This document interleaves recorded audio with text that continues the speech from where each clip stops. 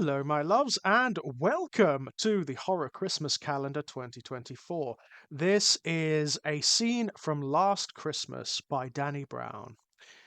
It would have been a picture perfect scene, something from the catalogues with added Photoshop sparkle, the presents, Trixibel the Border Collie, but it wasn't picture perfect for the center spread in some homemaker magazine. Brightly wrapped gifts sparkled under the ideal, if artificial, Christmas tree. Metallic red paper concealed the blood seeping out of the big one in the middle. Cream carpet couldn't suck that up quick enough, just like the red wine stains if one were to zoom out on the scene. The bright red paper couldn't hide the scent from the border collie. Border collies typically like to herd, but this one was a pampered city dog with no sheep to tend to. She grew fat on treats over the years with a nose that developed sharp food-related instincts. Trixibel's tail wagged to the extent that by the time she dug underneath that first sparkling bow, her entire backside moved. Even ignoring the bloodstain spreading across the cream carpet, her tail would have been too much of a bauble-shattering blur even on the most advanced cameras to use in a magazine or catalogue.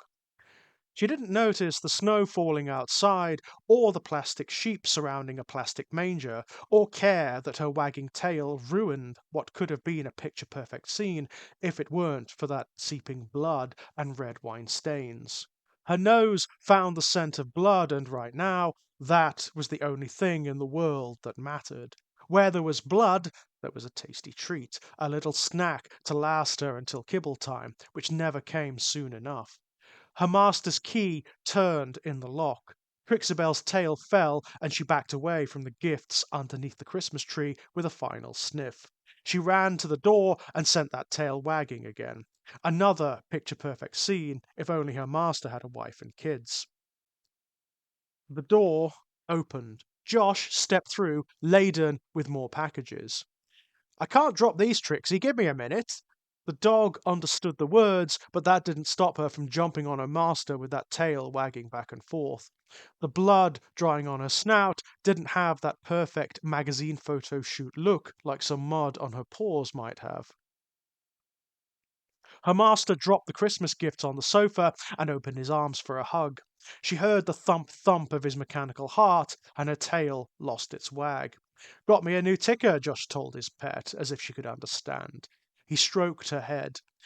"Help me wrap these presents and put 'em under the tree, then we'll eat and go on a walk."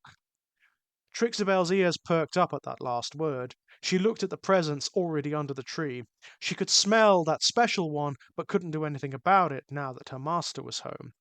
Josh grabbed a roll of wrapping paper and tape from the cupboard under the stairs. Trixibel watched him with eager eyes as he set to work. The roll of wrapping paper concealed the wine stains on the carpet. A photographer would be able to sell this picture, if not to a magazine, then as an internet stock image for would-be graphic designers and pretend marketers to manipulate 1,000 times. A few dirty flakes of snow nearly completed the scene. It wasn't fully complete until Josh said, "It's a bit chilly. I'm going to turn on the electric fire." The fire itself had LED flames that licked the mantle. Now the scene was complete and caught on internal CCTV, but that was too glitchy to lift the stills and sell them online. Once Josh was done, he went into the kitchen and grabbed Trixibel's dish. She followed him, tail wagging but not jumping. The sound of his mechanical heart found the center of her brain and held her back a few steps. He mixed dry food and wet together and set it down while he microwaved himself a meal for one. Putting the heated meal on a plate made it appear less sad. "We won't be alone this Christmas, Trixie. Shelby's coming for Boxing Day." While Josh brushed his teeth, his mechanical heart paused. It could do that sometimes. A cardiac surgeon warned him this could happen, and said the best way to deal with it was to punch himself in the chest. Trixibel watched from her dog bed in the bedroom. She didn't connect the blood spreading under the tree to her master's new mechanical heart. It was only a temporary measure, while a new heart grew in Josh's chest. Trixibel's keen ears spent the night listening to the cells regrow. She lost her interest in the bleeding present beneath the tree. The next morning, and every other morning, her master woke up with what could only be described as morning sickness. If he was pregnant, it would be another picture perfect moment about the beauty of growing human life. But he wasn't, and the only life he was growing was his own heart. The cells wrapped around the metal and electronics that the heart surgeon put in his chest after taking out the real thing and holding it to the sky so the old gods would grant favor on his allotment. Josh's vomit consisted of bits of wire and circuits. This was normal and to be expected. Trixabel followed him into the bathroom with her tail between her legs each morning.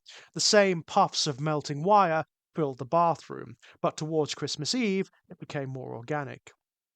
Christmas morning came and went with the same vomit, but not the same ritual. Josh punched himself on the chest and stood up straight, staring into the toilet. A few lonely wires floated in a mess of organic matter. "Well, Trixie," he declared, "I think that was the last of it." He smiled. Trixabel sniffed the air. It didn't have that molten plastic smell like it did yesterday. Josh flushed the toilet and stroked her head. "Let's go see if Santa left you any presents, shall we?" Santa had left Trixabel some presents, but Josh didn't hand her the bright red package with congealed blood on the corners. That was for Shelby. She arrived the next morning with her Instagram ready fake smile plastered on. Trixabel went to hide behind the sofa with her tail tucked firmly between her legs. Shelby handed Josh a pile of presents. She wouldn't let him open them until she'd set up her phone with a ring light. All this year's must haves, even those intended for toddlers, but they looked so good on film and plastered all over social media. Then it was Shelby's turn to open her gifts. The designer perfume brought half price at Boots' Black Friday sale. It wasn't the one social media wanted, but Trixabel watched her put on a brave face. Josh was so photogenic, even without filters, that Shelby couldn't lose him. She unwrapped another few trinkets picked by Josh before the big red package tied with a bow. Before he handed it to her, he told her how special she was and how much she meant to him. Trixabel thought she mumbled something about how the best things come in little blue boxes, but that could have been the dog's imagination. She poked her snout out from the hiding spot, waiting for Shelby to reject the gift. Tearing into it and ripping off all the wrappings like a sugar-high child, Shelby turned so the ring light caught her at the best angle and showed the camera her Turkish holiday veneer. Her long fingers, with the perfectly manicured nails, pulled on the hand-tied bow. Once that fell away, she found Trixabel's fur taped to the gift. She slid her fingers underneath and pulled it away to reveal a plain, reused Amazon delivery box. Shelby used the brief pause to shake the few stray strands of dog fur from her hand. Then she dug into the reused cardboard box. Red tissue paper greeted her. As Trixibel knew, that didn't do anything to stop the blood from seeping into the carpet when the present was fresh. Sat on a layer of extra absorbency tampons was Josh's heart. That wasn't exactly the sort of gift Shelby could show off to her social media followers. Josh looked at her expectantly. "Well, aren't you going to show everyone?" Shelby reached into the box and pulled it out with tissue paper wrapped around it. "Is this yours?" "Of course it is. My new one grew in completely yesterday."